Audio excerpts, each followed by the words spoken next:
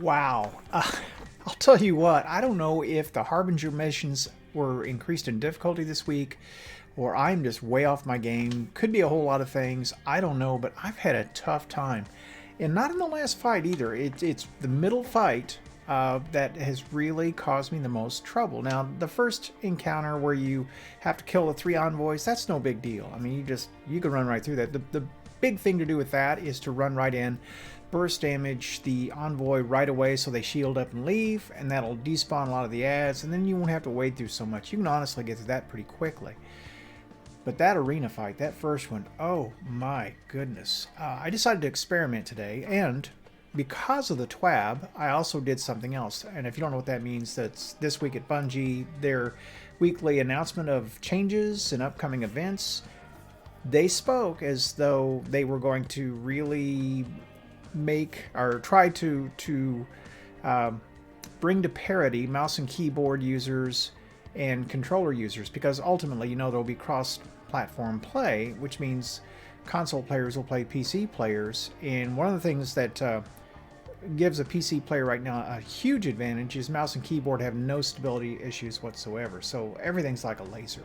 It's night and day the way those the difference between those two plays. So Bungie's going to reduce that controller or the mouse and keyboard stability from 40% to 20%, something to that effect. It's going to take a hit. And if I'm any guess of Bungie, and I've only been with them for the last 7 years, they will keep adjusting it until it is pretty much on par, which means I busted out my controller again. Plugged that in and played. Now, it took me about 2 solid months of play to learn mouse and keyboard, but fortunately it didn't take too long to pick this up. It's just fine-tuning the sensitivity settings and I don't know, just getting used to the general sloppiness of the cursor. Anyway, it'll take some adjustment, but not as much as going the other way. Also, I looked at different weapons because I'm rethinking the encounters, and I think instead of carrying the hard light, which is really a very mediocre weapon, I figured since your equipment's not locked, if I was quick enough, I could switch weapons between the Gnawing Hunger, the Ikelos submachine gun, and the Arctic Haze, which of course gives me Void, Arc, and Solar. And for the first encounter I did that, it worked flawlessly. It was quick and easy. That way, see, I could carry the Xenophage the entire time. And the advantage of doing that is, of course, it's a ranged weapon, so you don't get put in harm's way quite the same way. And to be quite honest, I wouldn't even have to switch to the Arctic Haze if I'm going to carry the Xenophage on that first encounter, because you'll drop the solar shields right away. So, good deal on that. The arena fight, though, that's a different animal. And the first 2 phases of that are not difficult. It's that third phase when the snipers come in all around and you've got 2 unstoppable champions and 2 phalanxes that are elemental. They're arc, and they're tossing the void orbs at you. And man, that's just a lot coming at you at once. You have to have your armor set up right, and in that fight you really, because the snipers are solar, you probably ought to run solar shield. The darts are void, but you can pretty much either shoot them or avoid them. So the gamble is watch the solar. Now, another train of thought though is that the unstoppable champions blasts are arc. So avoid the blasts. That's what I would tell you. Anyway, that being said, I tried to use the Ikelos for that third phase to bring down the shielded phalanxes, and it's fine to get the first one. I mean, it's real quick because you can stand right at the spawn and kill him right away, but the champions are on you right away, so you have to run, and by that time the snipers are up and they're all over you, so you can't really close in on that third phalanx. And you wind up having to take him from range, and the Ikelos, on controller at least, really just doesn't have the range to pull him down. Just doesn't. And that's where I changed to the Gion 7 and had a lot better luck with it. And so that also helped take care of snipers. It didn't kill them as quickly as the True Prophecy does, but it did all right. Another change I made, though, is to the kinetic slot. I did bring out a Night Watch, and the reason I did was it has exactly the same perks as my True Prophecy, and that is it has the overflow magazine and it has explosive rounds. On top of that, it has an extended mag, so if I pick up heavy, I've got 38 rounds. I mean, that's pretty massive. That is Destiny 1 level magazine sizes, and anyone who played Destiny 1 remembers how big scout rifle magazines used to be. I mean, a small one would be 27 rounds, or actually 26. I think mine at one point in time was 26, and I thought, well, I don't know what I'm going to do with this little magazine, but anyway, what I wouldn't have to have that back, right? So let me play this out, and you will see. I'm going to scoot it up. This is the final fight. In the final fight, I'm going with that Night Watch. And remember, what happens in this fight is that the enemies only spawn on one side of the arena at a time. And you want to start on the left side of the arena and work them down. But I would recommend using your super to clear them off. I'm just trying to get them low enough that I can work my way around there and not have to deal with so many. The Night Watch does this quicker than the True Prophecy, but you still can't get them down fast enough to take them all. I mean, this is by design. They spawn too fast for you to be able to get them all. So what I'm going to do is I'm going to whip over here now that I've drawn the boss over here, pop my super, and fortunately this is Titan, and by this point in time, this super lasts forever. So it shouldn't be difficult to get it under control, if not completely wipe everything out. Trouble is, some respawn. And I missed one behind me, which already turns into two, so I've got my Ikelos. You see how quickly they spawn. And this can get away from you if you have to reload a bunch. But I got them. Got it under control. Now, see, I had my grenade in reserve too, and I could have used that. Now, I got one of the relics up here. Some good fortune, but I've got to find the boss. He's shooting from down there. I see him. But I did not kill the eye, so I killed that. And I know the boss is under me, but I've got to get a clean shot. I don't want to waste the orb. So, since he's right there, I'm going to see if I can jump up and do it, which he immediately fires on me, so that's not a good idea. So I'm just going to have to risk it and come out this way. Plus, I'm going to have to find another one anyway, because you can't do it with just one. You have to have two. So, there we go. Right bumper. I see my other one over here. I'm going to whip on out on the other side. See if I can take him down. Main thing is solo. Just don't risk too much. There's no reason to die in this fight if you're careful. Night Watch would have been much better there. And I realized that. I thought, okay, here we go. Gotta go for it. Hit him. And it took him off. Now I know I'm in good shape. Now I have 28 rounds of heavy. And I decide that I need to fire on him from this side. I just about went the other side to do it. And they would have spawned around my ears as soon as I got him to shield up.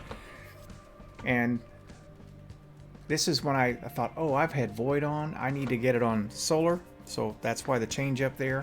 Because he's firing a lot of solar.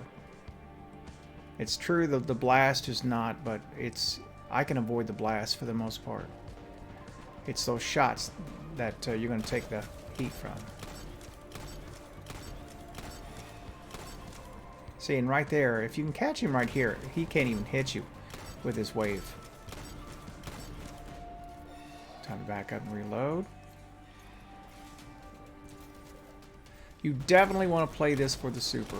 Okay, he shielded up. Alright, so while I'm doing that, while I'm playing for the super, some good news today. My PlayStation's in. That's a day early. It was supposed to come Sunday, but I got notification 6:59 today that my PS5 is in. Unfortunately, Best Buy closes at 7 on Friday night, so I was not able. I live about a half an hour away from it. There's no way in the world I can get there. Plus, they didn't offer for the pickup tonight. It was definitely for pickup tomorrow. So it's a day early. I can't complain. So tomorrow I will for sure be putting some PS5 play up. I don't have an Elgato yet, But I should be able to USB stick after I save.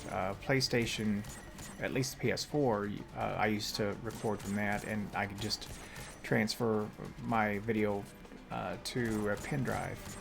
It's not very clean. I mean, it can take a long time to do that, but it should be doable. And I'd like to put some of that play up. I'm looking forward to seeing how good the game looks on a console. It won't run quite as fast. I'm running, well, right now 165, 170 frames per second. So that's pretty alright. You notice I come up here and try it with a grenade. And this was pushing my luck, no doubt about it, because I only got them. And I don't have really anything else to tackle the rest. And if I don't get on them quick, or quickly enough, they will spawn out of control, and they're starting to. Now, I'm trying to develop a warp mine cell here, and I think I ultimately do, but I got hit by something. I just about died. See how close that was? I couldn't stay there anymore. If he hit me one more time, that was that, and that's all the time they need to just open right up. And you see there's a warp mine cell there, and if I could kill it, if I could risk getting to it, I could wipe this group out, but I can't. I just can't step up there, and I had to let it go. But my super's up, and I got hit again, and I started thinking, what am I doing? I'm going to fool around and die here. And I really intended to pull a shield there, and it's been such a long time since I've played a controller, I forgot where that was. And that's the kind of stuff that will get you killed. And I figured, hey, with a super, that's going to give me extra shield. I clear these guys out, and it really worked out to my benefit because I wound up with a ton of ammo there. Alright, just a little pause there to explain what was going on. So, yeah, I'm going to have... I've got an extra controller I got to put on charge. That's right here. That's one of the PS5 controllers. I actually got that instead of the bundle. When I ordered a bundle, that's the only thing that came. So I went ahead and kept it because I figured you can always use another controller. I'll have that charged and ready to go, so I won't have to worry about charging anything up.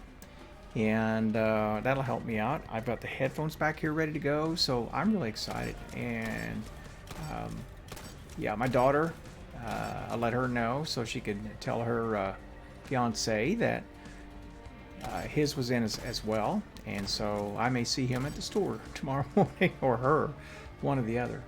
She may go get it for him. He may have to work. Alright, so this mission's just about done, and I was thinking, well, you know, I'm going to have to cut across there and clean those guys up. And then I got to thinking about it. I think, no, I don't.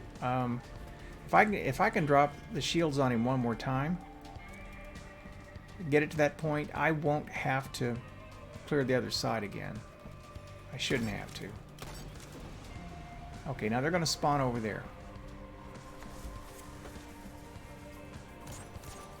And I start to do it. And I start thinking, why am I doing that? That's silly. And that's when I get wise. In just a minute, I'm going to speed this up just a little bit because I know it's getting long. I just decide it's silly to do that. Here we go. Scrubbing up.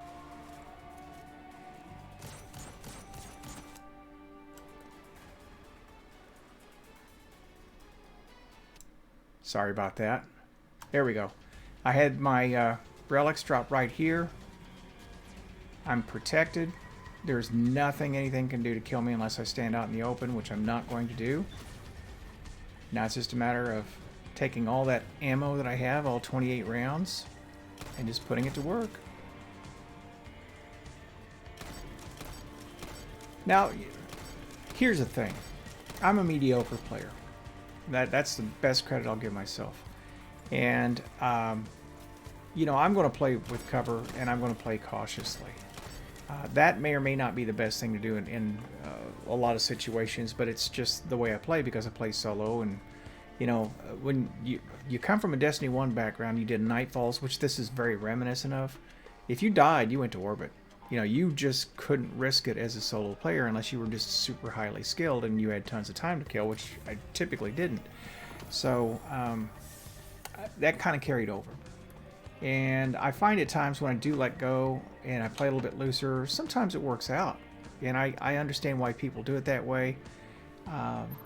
But on something like this, where I've already died a bunch of times in that arena fight going on, no, I don't want to spend a bunch of time here that I don't have to spend.